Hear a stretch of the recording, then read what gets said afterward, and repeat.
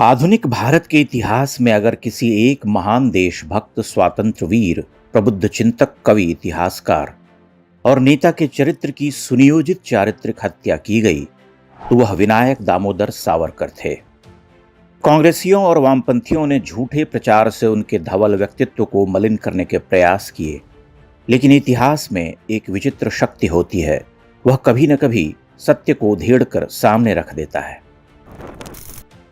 हम में से अधिकांश लोग इस सत्य से परिचित नहीं हैं कि स्कूल के दिनों में ही सावरकर की देशभक्ति और बड़ी प्रतिभा का परिचय मिलने लगता है। वह 13-14 वर्ष की आयु में ही बहुत अध्ययन कर चुके थे।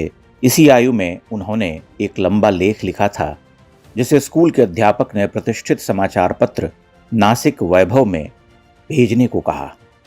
समाचार पत्र के संपादक यह जानकर अवाक थे कि लेख 13 वर्ष के लड़के का लिखा हुआ है। वह लेख 2 खंडों में प्रकाशित हुआ था। स्कूल के दिनों में ही विनायक दामोदर सावरकर समान आयु के लड़कों को संगठित कर युद्ध में प्रवीण होने का पाठ पढ़ाते थे। उन्हें शस्त्रास्त्र के सहारे अंग्रेजों से लोहा लेने की शिक्षा दी जाती थी। सावरकर ने 18 वर्ष की आयु में नासिक में आयोजित रानी विक्टोरिया की मृत्यु की शोक सभा का यह कहकर विरोध किया था कि वह शत्रु देश की रानी थीं, उसकी शोक सभा हम क्यों आयोजित करें। सावरकर ने एडवर्ड अष्टम के राज्याभिषेक समारोह का उत्सव मनाने वालों की भर्त्सना की थी। उन्होंने कहा था कि गुलामी का उत्सव मत मनाओ। विदेशी वस्त्रों की होली जलाने का पहला कार्य सावरकर ने ही किया था। पूना में 7 अक्टूबर 1905 को यह होली जलाई गई थी। उनके इस कार्य की प्रशंसा बाल गंगाधर तिलक ने भी की थी। बाद में गांधी और उनके अनुयायियों ने विदेशी वस्त्रों की होली जलाई थी। विदेशी वस्त्रों की होली जलाने के लिए सावरकर को पूना के फर्ग्यूसन कॉलेज से निकाल दिया गया था। वह अपने समय के अत्यंत मेधावी छात्र थे, तथापि उनकी पढ़ाई रोकी गई और उन पर 10 रुपए का जुर्माना लगाया गया। सावरकर ने इंग्लैंड जाकर वकालत की पढ़ाई की। ब्रिटेन की ग्रेज इन की परीक्षा पास करने के बाद उन्होंने ब्रिटेन की राजसत्ता के प्रति वफादारी की शपथ नहीं ली थी, जिस कारण उन्हें वकील की उपाधि नहीं मिली। एक तरह से सावरकर की पूरी पढ़ाई को स्कूली स्तर पर लाकर छोड़ दिया गया था। सावरकर ने पहली बार 1857 के स्वतंत्रता संग्राम को गदर कहे जाने के षड्यंत्र से मुक्त किया था। उन्होंने बड़ी कठिनाई और बड़े खतरों का सामना करते हुए तब 1857 का स्वातंत्र्य समर नामक पुस्तक लिखी थी। पुस्तक के छपने से पहले ही इस पर ब्रिटेन की संसद ने प्रतिबंध लगा दिया था। 1857 का स्वातंत्र्य समर विदेशों में प्रकाशित हुआ। भारत में महान स्वतंत्रता सेनानी भगत सिंह ने इसे छपवाया था। भारतीय क्रांतिकारियों के लिए यह पुस्तक पवित्र धर्म ग्रंथ से कम नहीं थी। सावरकर पहले ऐसे क्रांतिकारी थे जिन्हें अंग्रेजों ने 2 आजीवन कारावास की सजा सुनाई थी। विनायक दामोदर सावरकर ने अपने बड़े भाई गणेश सावरकर के साथ सेल्यूलर जेल की सजा काटी थी। सावरकर के इंग्लैंड जाने और आजीवन कारावास भोगने तक के 12-13 वर्षों के कालखंड में उन पर विपत्तियों का पहाड़ टूटा। उनके 4 वर्ष के बच्चे की मृत्यु हो गई। बड़े भाई की संतानें मर गईं। उनकी आदरणीय माता समान भाभी के प्राण छूट गए। पूरा घर विकट आर्थिक तंगियों से जूझता रहा, जबकि वे एक धनवान पिता के पुत्र थे। सावरकर उस जेल में लगभग 10.5 वर्ष रहे। अनगिन यातनाएं झेली। बैल की तरह कोल्हू चला चला कर रोज 30-35 पाउंड तेल निकाला। उन्हें बेड़ियों में जकड़ कर रखा जाता था। वह जेल की एकाकी काल कोठरी में बंद कर दिए जाते थे, जहां महीनों तक किसी और कैदी का चेहरा तक नहीं दिखाई देता था। उन्हें पशुओं से भी खराब भोजन दिया जाता था। सावरकर के साथ सेल्यूलर जेल में बंद सभी राजनीतिक कैदियों को पहले रिहा कर दिया गया था, जबकि उन्हें सबसे बाद में छोड़ा गया। सेल्यूलर जेल की यातनाएं ऐसी थीं कि कई क्रांतिकारियों ने उनके रहते रहते ही आत्महत्या कर ली थी। सावरकर ने सेल्यूलर जेल के राक्षस जैसे जेलर बैरी से निरंतर संघर्ष किया। सभी क्रांतिकारियों कैदियों को हड़ताल के लिए प्रेरित किया।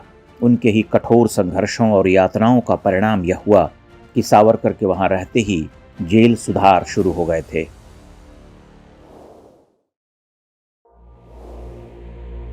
अधिकांश लोग यह मानते हैं कि विनायक दामोदर सावरकर इंग्लैंड बैरिस्टर की डिग्री लेने गए थे, लेकिन जिन्होंने सावरकर के जीवन को निकट से जाना है वह इस सत्य से दूर नहीं है कि सावरकर के इंग्लैंड जाने का पहला उद्देश्य भारत के स्वतंत्रता संग्राम को सीधे बरतानवी धरती तक ले जाना था, ताकि अंग्रेजों को उनके ही देश में भारतीयों के संग्राम का ताप अनुभव हो सके। इंग्लैंड में उन्होंने श्याम जी कृष्ण वर्मा, मैडम बीकाजी कामा, सरदार सिंह राणा, मदन लाल ढींगरा, वीवीएस अय्यर, निरंजन पाल, वीरेंद्रनाथ चट्टोपाध्याय, लाला हरदयाल, एमपीटी आचार्य और अन्य महान क्रांतिकारियों के साथ मिलकर दमनकारी अंग्रेजों की राजनीतिक हत्याओं के लिए बम, पिस्तौल और बम मैनुअल की खरीद और तस्करी जैसे कई क्रांतिकारी कृत्यों को अंजाम दिया। उन्होंने इतालवी क्रांतिकारी जोसेफ मेज़नी की जीवनी और 1857 के विद्रोह पर उनके द्वारा लिखी गई महान पुस्तक के सहारे क्रांतिकारी आंदोलन के लिए एक विशाल और महान बौद्धिक निधि के निर्माण में सहयोग प्रदान किया। वास्तव में यह सावरकर ही थे जिन्होंने सबसे पहले the first war of Indian independence के मुहावरे को गढ़ा और ब्रिटिश अभिलेखागार में उपलब्ध दस्तावेजों के भारतीय दृष्टिकोण से व्यापक शोध के बाद फिर से लिखा। वामपंथियों ने सावरकर को अंग्रेजी जासूस कहा था। यह बात सरासर गलत, निराधार और उनके विराट व्यक्तित्व के लिए अपमानजनक है। सच तो यह है कि सावरकर की गतिविधियों से अंग्रेज इतना डर गए थे कि उन्होंने उन्हें डी श्रेणी यानी खतरनाक अपराधी के रूप में वर्गीकृत किया था। अंग्रेज उन्हें हर कीमत पर भारत लाना चाहते थे और इसके लिए उन्होंने पूरी शक्ति लगा दी। यहाँ तक कि हेग में स्थित अंतर्राष्ट्रीय न्यायालय में फ्रांस के विरुद्ध मुकदमा भी लड़ा ताकि वे सावरकर को पकड़ सकें। अंग्रेज सफल रहे। सावरकर को बिना ज्यूरी या अपील की सुविधा की एक दोषपूर्ण न्यायिक प्रक्रिया के बाद दोहरा आजीवन कारावास दिया गया और अंडमान की कुख्यात सेल्यूलर जेल में 50 साल के लिए भेज दिया गया। अंडमान जेल में सावरकर और कई अन्य राजनीतिक कैदियों के साथ किए गए अमानवीय और बर्बर अत्याचार तो अब ऐतिहासिक रिकॉर्ड में अंकित हो ही चुके हैं। सावरकर द्वारा जिस क्षमादान की मांग की गई थी और जो उनके खिलाफ दुष्प्रचार करने के लिए अक्सर प्रयुक्त होता है, वैसी याचिकाएं उस दौरान के सभी राजनीतिक कैदियों के लिए उपलब्ध एक सामान्य व्यवहार था। इसका उपयोग करने वालों में बारिन घोष और शचींद्रनाथ सान्याल भी थे। सावरकर अपनी याचिकाओं के द्वारा एक तरह से अन्य कैदियों के लिए एक प्रवक्ता के रूप में भी काम कर रहे थे और उनमें से कई याचिकाओं में सभी के लिए एक सामान्य माफी मांगने के बारे में लिखा गया था।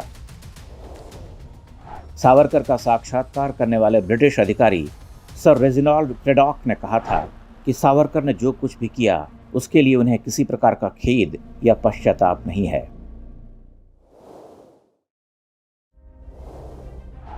सेल्यूलर जेल में 10.5 वर्ष की भयावह यातनाओं और त्रास को झेलने के बाद सावरकर को वहां से महाराष्ट्र की जेल में ले जाया गया। अंततः वर्ष 1924 में उन्हें सशर्त रिहा किया गया कि वो रत्नागिरी जिले से बाहर नहीं जाएंगे। राजनीति के आंदोलनों आदि में भाग लेने से भी रोक दिया गया। शुरू में इस रिहाई की अवधि 5 साल थी, जिसे बाद में 13 साल तक बढ़ा दिया गया था। अगर उन दिनों वह अंग्रेजों के सहयोगी बन गए होते तो ब्रिटिश सरकार के पास ऐसा कोई ठोस कारण नहीं था कि वह उन्हें ऐसी सख्त निगरानी के अधीन रखे जहां उनके हर कदम पर नजर रखी जाती थी। उस समय की ब्रिटिश खुफिया एजेंसियों की ऐसी कई रिपोर्ट्स इस बात के प्रमाण देती है कि कैसे उनके भाषणों और क्रियाकलापों की अत्यंत निकटता से निगरानी की जाती थी। इस निगरानी तंत्र को चकमा देने के लिए और हिंदुत्व की विचारधारा को लागू करने की अपनी सोच को बढ़ावा देने के लिए उन्होंने गांधी द्वारा मुस्लिम तुष्टीकरण किए जा रहे खिलाफत आंदोलन की प्रतिक्रिया के स्वरूप में बड़े पैमाने पर सामाजिक सुधारों और हिंदू समाज के एकीकरण पर जोर दिया था। अंतर्जातीय भोज, अंतर्जातीय विवाह, मुक्त मंदिर प्रवेश तथा जाति व्यवस्था और अस्पृश्यता के पूर्ण उन्मूलन के लिए किए गए आंदोलन रत्नागिरी में उनके पसंदीदा कार्यक्रम थे। फिर भी उनके कार्यों ने सभी क्रांतिकारियों को प्रेरित किया था। दुर्गादास खन्ना, जो बाद में पंजाब विधान परिषद के अध्यक्ष बने, भगत सिंह के सहयोगी थे और उन्होंने एक साक्षात्कार में खुलासा किया था कि हिंदुस्तान सोशलिस्ट रिपब्लिकन एसोसिएशन में भर्ती होने के दौरान भगत सिंह और सुखदेव ने उनसे पूछा था कि क्या उन्होंने वीर सावरकर की रचनाओं को पढ़ा है। 1857 पर सावरकर की लिखी गई पुस्तक के दूसरे संस्करण का प्रकाशन भगत सिंह ने तो कराया ही, दशकों बाद नेताजी सुभाष चंद्र बोस और रास बिहारी बोस ने इसका जापानी संस्करण भी छपवाया। इसी पुस्तक का तमिल संस्करण आजाद हिंद फौज के ठिकानों पर छापे के दौरान पाया गया था। वर्ष 1937 में पूर्ण रूप से रिहा होने के बाद वीर सावरकर ने अखिल भारतीय हिंदू महासभा के अध्यक्ष के रूप में पदभार संभाला। एक ओर उन्होंने कांग्रेस की मुस्लिम तुष्टीकरण की नीति का विरोध किया, दूसरी ओर मोहम्मद अली जिन्ना और मुस्लिम लीग की विभाजनकारी राजनीति को भी चुनौती दी।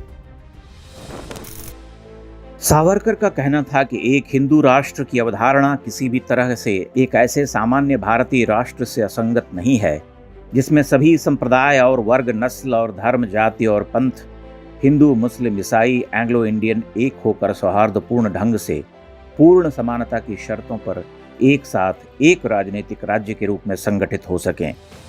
हम अपने गैर हिंदू देशवासियों के मन मस्तिष्क में उपजे इस प्रकार के किसी भी संदेह की छाया से भी छुटकारा पाना चाहते हैं कि इस देश में अल्पसंख्यकों को उनकी संस्कृति, धर्म और भाषा के संबंध में वैध अधिकारों की स्पष्ट गारंटी नहीं दी जाएगी। यह एक अत्यंत गलत धारणा है कि सावरकर ने उस दो राष्ट्र सिद्धांत का प्रचार किया था जो जिन्ना के द्वारा की जा रही इस तरह की मांग की प्रतिच्छाया थी। सावरकर ने मुस्लिम समुदाय की कट्टरता और भारत के प्रति निष्ठावान न होने का विरोध किया था और कहा था कि एक सर्वमान्य खलीफा के तहत एक इस्लामी समुदाय की कल्पना को देखते हुए कई मुस्लिमों ने खुद को एक अलग इकाई के रूप में देखना शुरू कर दिया है। सावरकर ने धार्मिक आधार पर राष्ट्र के अंदर से पाकिस्तान या किसी अन्य राष्ट्र के निर्माण का कड़ा विरोध किया था। भारत छोड़ो आंदोलन के दौरान, जिसका वे खुले तौर पर विरोध कर रहे थे, उन्होंने भारतीय युवकों को ब्रिटिश सेना में भर्ती होने और प्रशिक्षित होने के लिए प्रोत्साहित किया ताकि वो बाद में पाला बदलकर नेताजी की INA में शामिल हो सकें। इसी रणनीति का परिणाम 1946 के नौसेना विद्रोह के रूप में सामने आया, जो भारत से अंग्रेजों की विदाई का वास्तविक कारण बना। यह देश का दुर्भाग्य है कि स्वतंत्रता का सारा श्रेय गांधी और उनके कृपा पात्रों तक ही सीमित रहा। सावरकर को कलंकित करने में उन्होंने कोई कसर नहीं छोड़ी। फिर भी सत्य खुलकर सामने आ ही गया। सावरकर की विचारधारा आज देश की मुख्य धारा है, जबकि गांधी के नाम पर जो पाखंड गढ़ा गया था वह अपने अस्तित्व के सबसे बड़े संकट से गुजर रहा है।